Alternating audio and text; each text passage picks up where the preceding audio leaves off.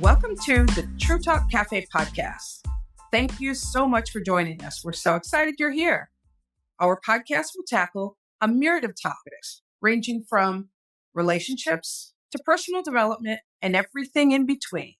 My name is Renee Stewart, and I'm joined by my co-hosts, Anna Garcia, Carla Decor, and Lali Ramirez Bennett. Collectively, we span 4 generations. Can you believe that? We've all experienced ups and downs in our personal lives and professional careers that have qualified us to share our unique perspectives with you, and we're excited to do so. But before we get into today's content, I wanted to let you know where you can find us on social media. On Instagram and Facebook, you can use @TrueTalkCafe, and on Twitter, you can use @TrueTalkCafe1. Don't forget to like us, rate us, and leave a review. We value your feedback. We want to ensure that we are providing content that resonates with you. So please don't forget to subscribe to our podcast on whatever platform you listen to your podcasts. Spoiler alert, you will want to stay tuned to hear what our guests are going to share about this exciting topic today. Also, stick around to find out how you can join us on a live show. We would love to have you join us on one of our episodes. Now, let's get started. Hello, and welcome to True Talk Cafe, where we share real conversations about life, work, and everything in between. I'm Renee, and I'm here with my amazing co-hosts, Anna Garcia, Carla Decor, and Lali Ramirez Bennett. Ladies, say hello. Hey everyone, Hi. so glad you're joining us. All right, this is going to be a great conversation. I'm super excited about today's topic, so let's get right into it. Absolutely. So today we're kicking off the first episode of a 3-part series called Think, Try, Thrive. This series is all about helping you take control of your personal and professional journey. For this first episode, we're going to focus on the foundation, which is taking care of you. Self-care is the starting point for achieving your goals and living a fulfilling life. Anna, you've been doing some research. Why don't you kick us off? Sure thing, Renee. So let's talk about self-care, right? It is often misunderstood. People think it's just bubble baths and face masks. Not knocking it because I love my bubble baths and my face masks. The bubble baths when I can get to it. But it is so much more than that. According to the World Health Organization, self-care is about individuals taking charge of their health. And that means physically, mentally, and emotionally. It's all about intentional actions that improve your well-being, which in turn, helps out stay focused and motivated to pursue your aspirations. I love that definition, Anna. And you're right. It's not just about pampering yourself, which, like you said, there's nothing wrong with that. Self-care can be as simple as drinking enough water or getting enough sleep. But it's also about setting boundaries, saying no when you need to. I know I had a hard time with that for many, many years. And managing your energy to show up as your best self, both personally and professionally. Speaking of boundaries, Carla, let me tell you, that was really a game changer for me. I used to say yes to just about everything and everyone. And even though I didn't think about it, it was truly leaving me burned out. Once I learned to say no without the guilt, it felt like I had this huge weight lifted off my shoulders. And honestly, it's helped me focus more on my career and my life goals. So it's huge. That's such a good point, Lali. Sometimes the simplest changes have the biggest impact. And I've had a few of those in my life. So let's talk about how we've each incorporated self-care into our own lives, especially when it comes to balancing our personal well-being with professional growth. So Anna, what's your go-to? In addition to my facials every month and my massages every other week, it's about mindfulness for me.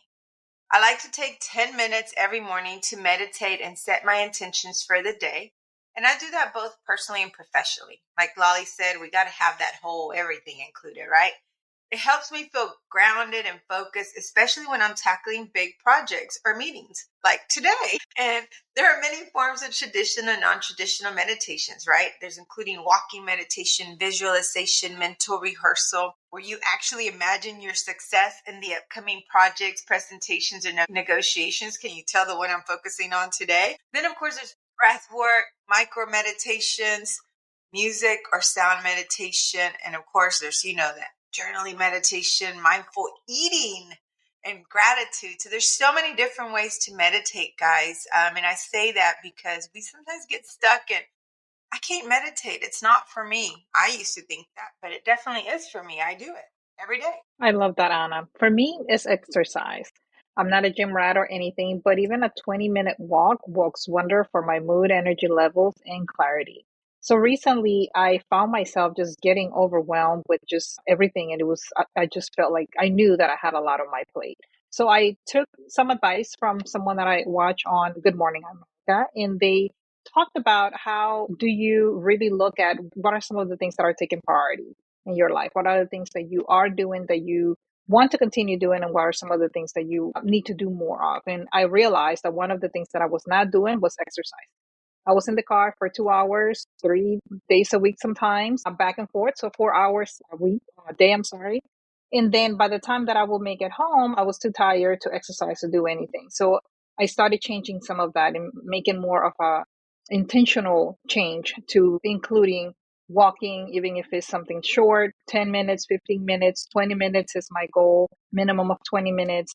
And that definitely changed my ability to see things a little clearer, just having more energy overall, and just my mood. I wasn't in a bad mood so much. So I find that taking care of my body, it helps me be more productive and more creative at work and have a little more patience when I don't have a great day. Very much so.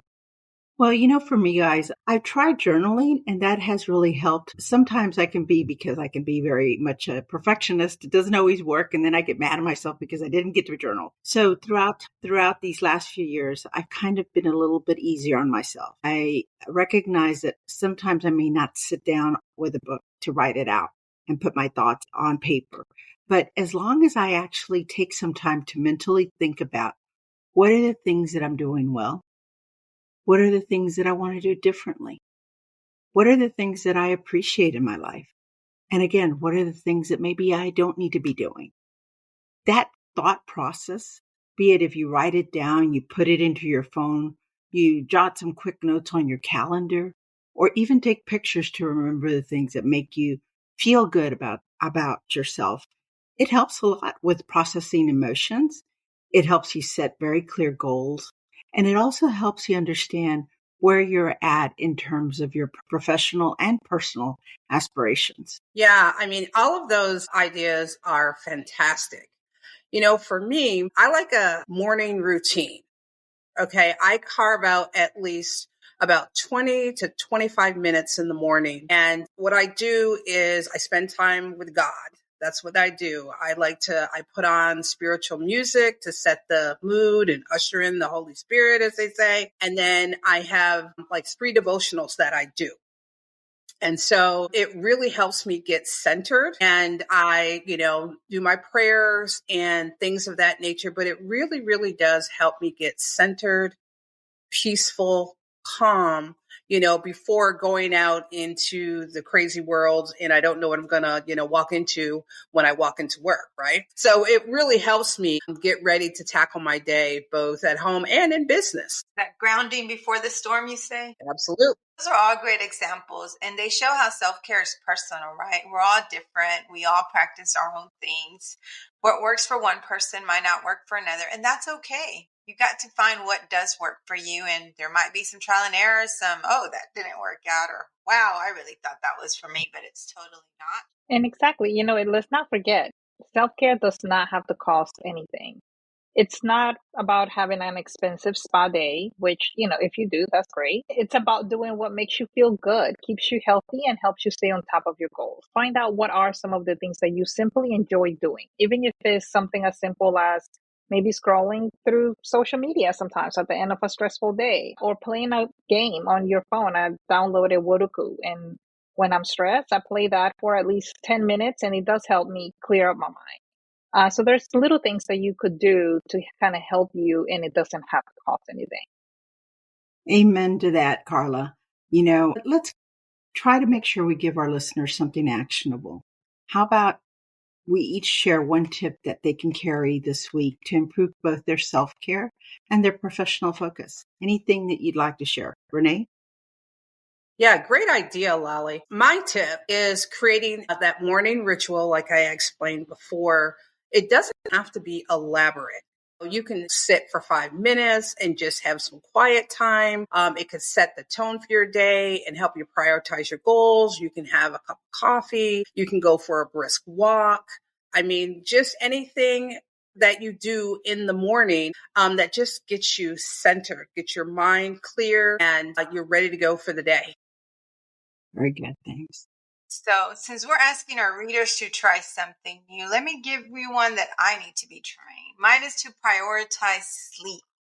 You ladies know I hardly do that. I might sleep 3 to 4 hours a night, if that, and then I get right back up and go round 2, 3, 4, and 5 all week, right? So if you're not getting enough rest, everything can feel a little bit harder. You could be a little lethargic. I mean, I'm getting older.